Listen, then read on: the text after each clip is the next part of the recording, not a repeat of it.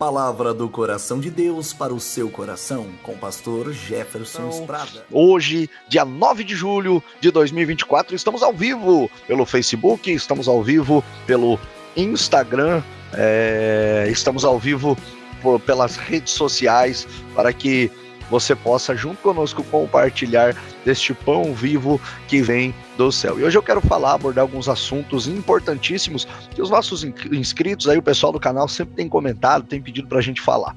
Esses dias nós fizemos uma postagem aí na página do Facebook, no meu perfil pessoal, no meu perfil particular, a respeito de lugares, né? As pessoas falam: pastor, fala um pouquinho mais a respeito disso, porque a gente vê muito isso acontecer. O que acontecer? Pessoas que colocam a imagem dos líderes na frente da igreja, fazem aquelas placonas, divulgam mais as pessoas, o homem, do que propriamente ao Senhor.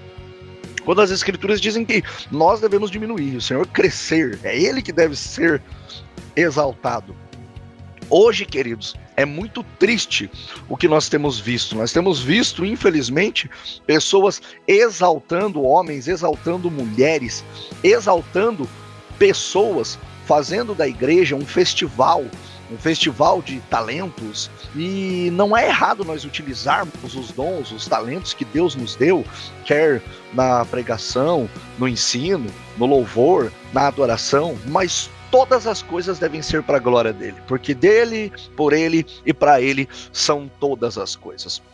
Hoje nós vemos nas redes sociais um sensacionalismo, porque aquele ora e a pessoa é curada, aquele faz e acontece. Ninguém faz e ninguém acontece. Quem faz todas as coisas é Jesus.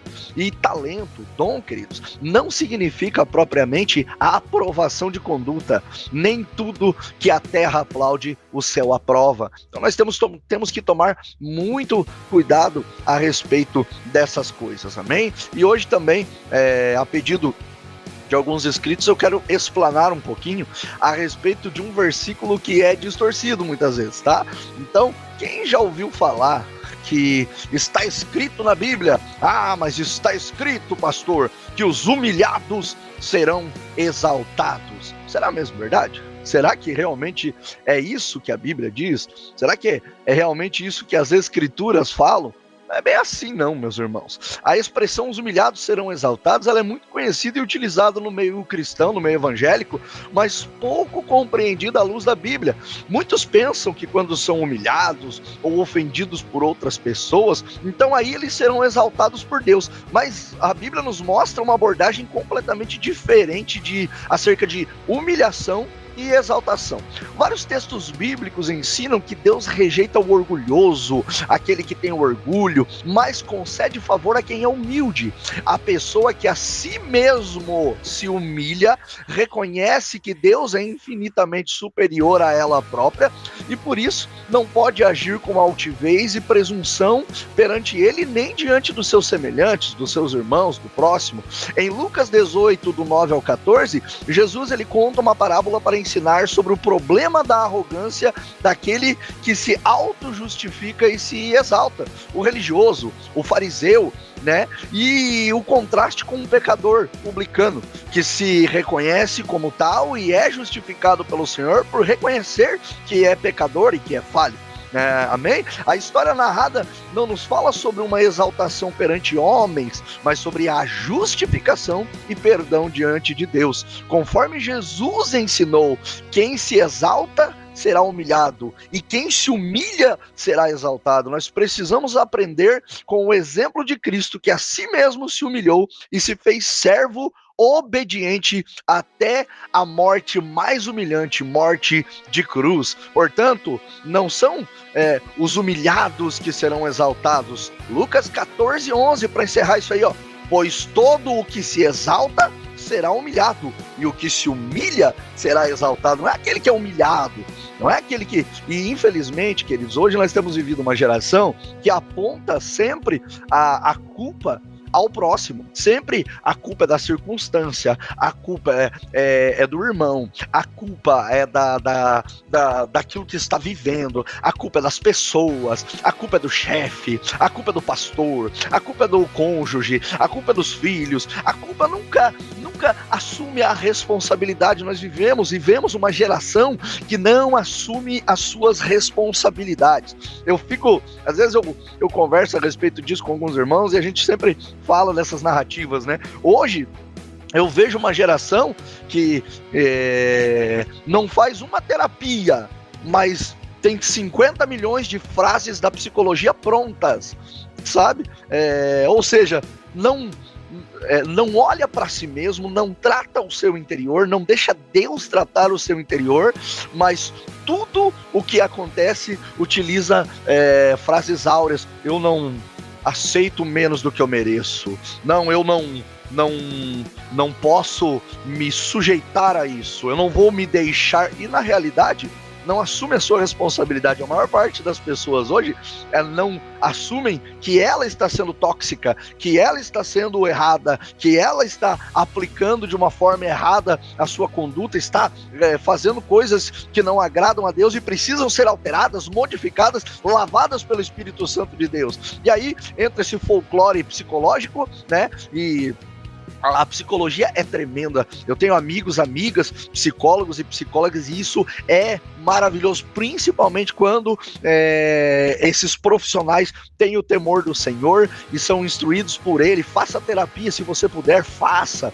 Isso é muito bom, tá? Então faça, cuide da sua alma, cuide da sua vida espiritual, cuide da sua saúde mental. Isso é extremamente importante, mas faça, aplique, não projete a culpa em pessoas, em circunstâncias, né? Eu conheço pessoas que não se firmam em lugar nenhum, trabalho, igreja, em relacionamentos. Por quê? Porque não conseguem vencer a si mesmo. Queridos, nós precisamos vencer a nós mesmos, negar a nós mesmos e deixar que Cristo faça morada, que o Espírito Santo de Deus faça morada.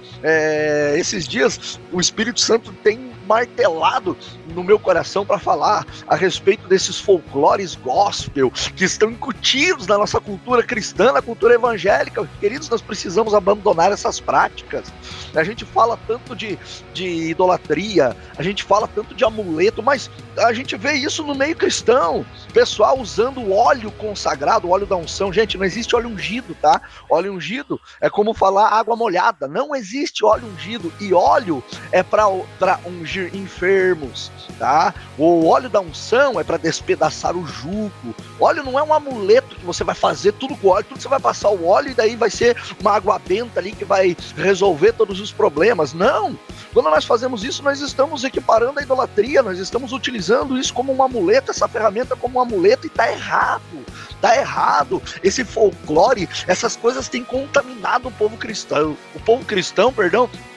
Gente, eu tenho visto uma cultura terrível. Eu falei isso a respeito disso ontem, em uma publicação, em uma postagem.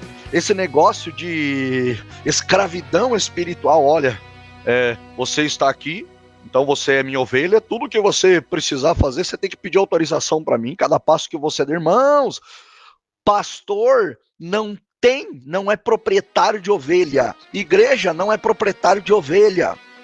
Igreja não tem ovelha própria, não é propriedade, né?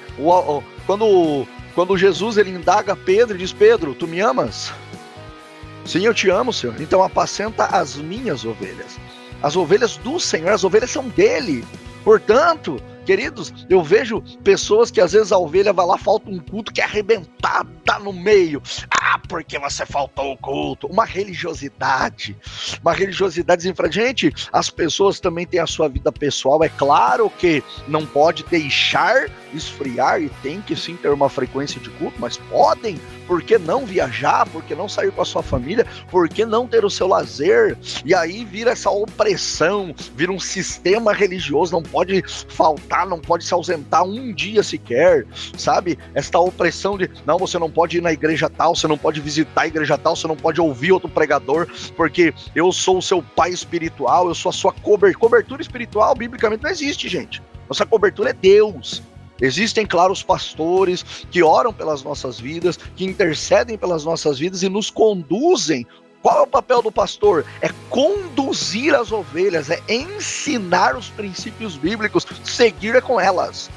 As pessoas precisam aplicar. Claro que tem ovelha que realmente é teimosa. A gente fala, ensina, explica. Às vezes a minha esposa, a Josi sempre fala assim, puxa vida, às vezes você ensina, você fala para a pessoa e depois ela faz tudo o contrário. A minha parte eu fiz. A nossa parte é mostrar o caminho. A nossa parte é conduzir as ovelhas ao caminho. Que caminho é esse? O caminho, a verdade, a vida. Jesus.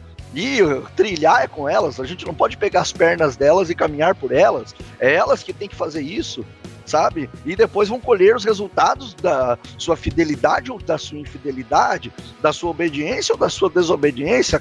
Cada um vai colher aquilo que semeou, aquilo que plantou. Amém, querido? Esse folclore do esse monte, irmãos, monte. Tem gente que acha que o monte é um lugar que tem superpoder gospel lá, que lá é o santo dos santos. Gente, qual é o significado do monte? Por que as pessoas vão ao monte? Por que Jesus ia ao monte orar? Jesus ia ao monte para orar, para fugir da multidão, ou seja, para ficar em um lugar mais tranquilo, para ter um particular com Deus, amém? Para poder orar sem interrupções, para ficar retirado mesmo, sabe? Esse era o princípio de orar no monte, não tinha um outro princípio.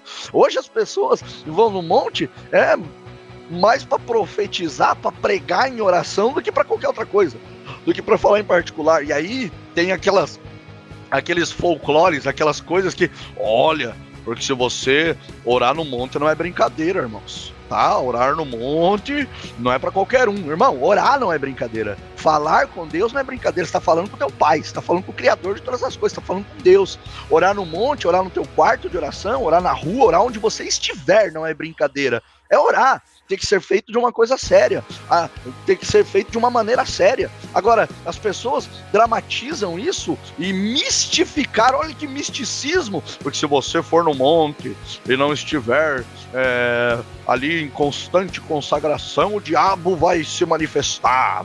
Irmãos, isso é fato, a nossa vida com Deus deve ser uma consagração constante, santificação constante. Nós precisamos estar em Cristo, caminhar com Cristo. Aquele que está em Cristo é nova criatura, não é aquele que fica um pouquinho em Cristo, não é aquele que passa por Cristo, é aquele que permanece em Cristo, está em Cristo, sabe? E as pessoas mistificam de jeito, não, porque senão vai vir a retaliação, vai vir o contragolpe. Que retaliação, que contragolpe, irmão? Maior é o que está em nós do que o que está no mundo. Pode vir sim a opressão, o inimigo vai vir o tempo inteiro tentar contra as nossas vidas, ele está ao derredor, mas ao nosso redor estão os anjos do Senhor acampados para nos livrar, para nos guardar. Um povo hoje tão folclórico, tão místico, que dá mais ênfase a trabalhos de feitiçaria, dá mais ênfase às coisas externas, dá mais ênfase à obra de Satanás, à obra do inimigo, do que à obra de Deus. Que Deus é esse que nós servimos, que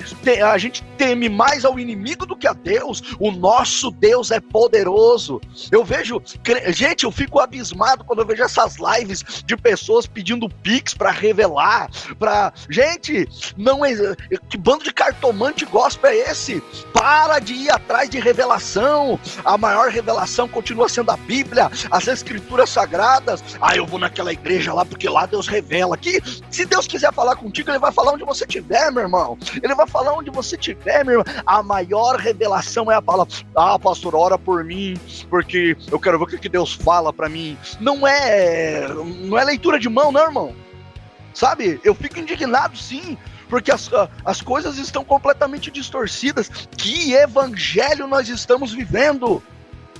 Nós precisamos estudar as escrituras. Tem gente que romantiza a ignorância, romantiza a falta de conhecimento. Não, porque a letra mata, pastor.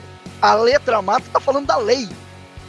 Quando as escrituras falam sobre a letra matar, é a lei mata, mas o Espírito do Senhor, o Espírito Santo, ele vivifica. Crescei na graça e no conhecimento. Hoje nós não temos desculpa, irmãos. nós temos aí as escrituras, nós temos tantas ferramentas aí online, nós temos tantos livros que nós podemos ler, tantas coisas que nós podemos acrescentar e aprender. Crescer na graça e no conhecimento é necessário. O povo de Deus precisa acordar e sair dessa bolha, dessa ignorância e conhecer mais ao Senhor. A gente canta, eu quero conhecer Jesus, mas não faz um esforço para conhecer. Quer conhecer Jesus só de ouvir falar, quer conhecer Jesus na revelação, quer ir numa igreja sentar, como esses dias eu conversava com um pastor amigo meu, fast food, banquete, vai lá, come e vai embora. Não, nós precisamos nos alimentar de alimento sólido. E que alimento é esse? É a palavra de Deus. Precisamos ser cheios, completamente cheios da presença de Deus e cheios da fé. E que fé é essa? A fé que vem pelo ouvir e ouvir a palavra do Senhor. Nós precisamos, queridos, voltar às Escrituras, retornar às Escrituras e parar de viver, de ouvir falar, parar de viver de um evangelho de que eu ouvi, da cartilha. Nós precisamos viver a sua palavra em toda a sua plenitude. Que Deus abençoe o seu dia, que Deus abençoe a sua casa, em nome de Jesus. Fica com essa palavra aí. Aquele que se humilhar a si mesmo perante Deus, esse será exaltado. Aquele que a si mesmo se humilhar e reconhecer que Deus sim opera tudo e todas as coisas, esse sim será exaltado. Deus abençoe, meu querido, minha querida, em nome de Jesus. Palavra do coração de Deus para o seu coração, com o pastor Jefferson Prada.